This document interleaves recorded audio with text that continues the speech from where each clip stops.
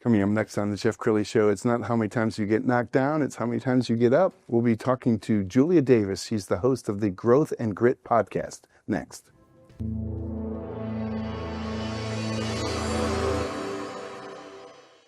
Many are predicting that the worst is yet to come, which is unfortunate, said one person here. Until now, they've enjoyed the reputation of being the nation's icebox. Watched a burglar in his home this morning by webcam. As a journalist of over 25 years, stories are what make my world turn. Reporting live from the Dallas newsroom tonight, Jeff Crilley, Fox 4 News. But in 2008, I took the jump from my familiar life and started a PR firm from my home. We're talking about anyone with a camcorder like the one I'm using becomes a television network. We started slowly growing the company, and we now have over 100 clients, and we've branched into the world of live digital broadcasting. I now own 8 different TV studios and have a huge team, and the stories that I now get to share are sometimes the most important of my life. Life has a funny way of coming around full circle. This is the Jeff Crilley Show. Well, I see the headlines every day. Gen Z has struggles. They're having trouble getting a job right out of college. They're having trouble dealing with managers who might be boomers. They truly need to, in my opinion, learn grit. And grit is the stick-to-itiveness that it takes to be successful in this world. Because I grew up in a time when life was not a bowl of cherries. You just sucked it up, and you learned something from every experience that you ever had. Julia Davis is in the studio. She's an expert in business and leadership. She's also the host of the Growth and Grit podcast. Thank you for coming on the show. Yeah, thanks for having me. Yeah. All right, let me learn your journey. So how did this all start? Well, I went to college actually for film and business. Well, not business, but film and television. And my senior year, I realized that was not the road for me, like so many others. Yes. So I knew a few things about myself. Number one, I couldn't really ever work for anybody because I'm just real stubborn and hate rules. So yes. I knew that about myself. And I also knew that I wanted to make enough money to have a lot of financial security and freedom. So the only way I could do that was going into a totally different realm, which was sales and business, because I looked at people who did and learned the skill of sales. Yes. And I thought, well, if you learn this, you can really make as much money as you want. And so the commission part and the sales part didn't scare me. It actually motivated me because I realized that people that couldn't do that, I could outlearn them, outpace them, outwork them to get ahead. And you have an amazing show. You do it out of our South Lake studio. I found episode 1, and I loved it because you interviewed your own father. Yes. So let's roll a clip from that.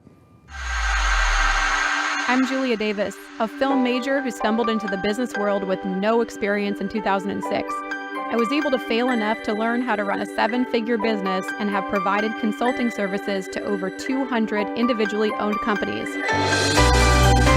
Through this podcast, I hope to provide some perspective on the growth and grit it takes to accomplish big goals and share some hard lessons I've had to learn along the way. Today on Growth and Grit, we're talking to my dad, who I don't even know that you realize you've probably helped so many people in business because I've said your quotes to people and told them things that I've learned growing up. But before we get into that, just a little bit of history on your life. Your dad owned a business. Yep, he owned a bakery. Yep. And when did you start working there? When I was in 8th grade. And what was your job? What did you do? I fried donuts. I got up at 5 o'clock in the morning and fried donuts until 7:30, and then I had a half an hour to get ready for school and got home and went off to school. And many times, a lot of my friends liked the smell that I had on my on my clothes, so I had to always wash my hair because that was the main thing. But yeah, it was a lot of fun, and it was my one-on-one time with my dad, which I didn't see him much because he would go off at 9 o'clock at night, and he would get done at 9 in the morning. 6 days a week, which is a 72-hour work week. And I didn't realize how long that was until I got into the workforce and worked 40 hours. And occasionally I'd work 8 hours in overtime. And man, that's a long work week. Wow. Okay, Julie, I want to drill down a little deeper on that. I mean, interviewing your own father, it's not just any guest. Yeah. What was that like? It was good because I was pretty nervous to start a podcast. And he happened to be visiting from Wisconsin. And I was like, will you go on here with me? Because I'm a little bit nervous. And he was like, sure, yeah. And he's not real outgoing himself. So I think it was out of his comfort zone, which made me feel comfortable. Yes. So it was really cool to do and just to document that information for my kids and grandkids and the future generations. I thought it was really special to be able to do that. No, I love that for you. So tell us about the podcast. Why did you start it, and what do you hope people get from the podcast? Yeah, my original purpose was to start it for young entrepreneurs and people going into the business world, because I think in the direct sales industry, it's kind of insular, where people just think they're the only ones that experience those hardships, right? Of long hours, of feeling tired, of making less than they feel like they're worth, and all those things, when in reality, like, that's just business in general. Like, if you want to go into a sales industry in general, business, real estate, it doesn't matter. You're going to put in extreme work ethic in the beginning to reap the benefits of the future, right? So I wanted to interview people outside of the direct sales industry, showcase their story, and then share that with people within the direct sales industry and say, look, it's not just you that has to miss a birthday party or a graduation or whatever. It's anybody who wants to be successful has to make these sacrifices and put in the time to do anything. And a lot of times people don't make money for years.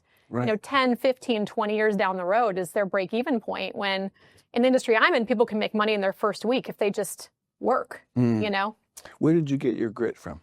I probably, just example, seeing other people work hard and be able to do that. My dad and mom worked incredibly hard. My dad worked for the railroad for a lot of his life. So I saw him have like a lot of blue collar energy and job. And, I would see him come home and duct tape a wound and go back to work. Wow. And I was like, okay, this is kind of what it takes. Or, he'd work night shifts and come home in the morning and then take care of us and be in a great mood and then go back to work again. And so I was like, the work isn't the problem, it's the mentality, behind the work. And I think if you can have a good mindset on working, then it doesn't become the negative. And you work with a lot of young business owners. Talk about the kinds of clients that you like to attract. So, in the industry that I'm in, it's definitely a fast-paced growth type of industry, but it doesn't come with a shortage of hard work. Anything that you do takes a lot of work. So our ideal candidate is somebody who's competitive, who loves to work hard, who isn't afraid of a challenge, who, really wants to grow in their career and is okay with putting in the energy and time before maybe they see a reward output. And I'm not saying years, I'm saying like 6 months to a year, Yes. But not everybody's willing to do that. And that's okay, because, you need all types of people in the world. But people that are competitive, this is a good industry for them. Most of our owners are either first generation Americans or college athletes. Wow. Very cool. Yeah. All right, we're going to pull up your website, and as we scroll on the website, let's talk about one of your favorite success stories. You don't have to name the name, but like. Yeah, I think I have two now that we were talking about it. One is I've noticed a drop in interpersonal communication skills with people, and primarily because I think our communication went from calling people on the phone to texting. Right. So people aren't challenged to have like a face-to-face conversation. You can now send your teacher an email and say, this is my dispute or whatever, when before you had to go up and say, hey, I've got a question, and, respond and use body language and convey your point in a manner that makes sense.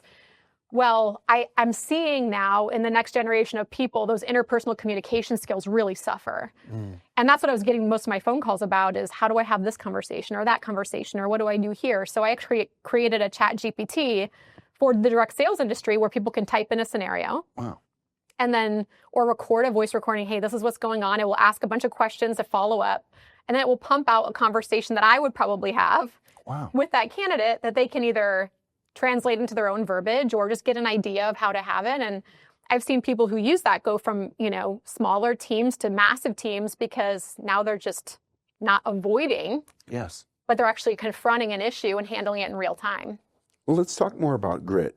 Yeah. Because I think, we all have setbacks, and a lot of people are like, woe is me, this thing just happened, I lost this client, I had this setback in my life, and it causes them to go into a downward spiral. But I think if you choose to say, okay, what's the lesson? Yeah. What am I supposed to learn from this? That's the secret to success. Totally. there's always a lesson hidden, in that. It's just you've got to remove your emotions from it. If you look at every no as a next opportunity, right? Or you look at every problem or issue as what did I learn from this? What can I take away from this? And you separate how it makes you feel into action and say, how can I improve this to maybe not make this repeat itself? Then you continue to grow. Yes. So tell me about your coaching style. It's pretty direct, I would say. Okay, I can tell. I'm picking up on that.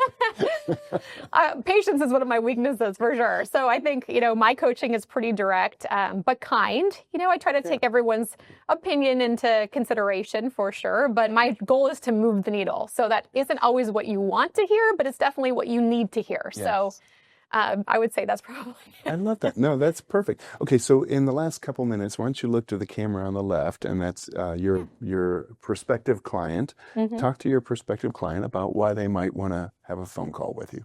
Yeah, I think I can help any small business owner or business owner that's either looking to increase volume of revenue, which I think is every small business, right? I can come up with fundraising platforms and different things from my experience, but also just give them tools that they can use that are simple enough to understand to be able to move the needle in their business, whether it's creating a GPT specifically for their company or running a workshop for their team on, hey, this is how you need to look at rejection differently than maybe how you are now. But I feel like I could help really any small business or fundraising campaign be able to move the needle for their business. Outstanding. Thank you so much for coming on the show. Thank you. We're going to end with her website. We'll put that on the screen. The great Julia Davis. Thanks for coming on the show. Thanks so much. You bet. That's it for now. We'll see you next time.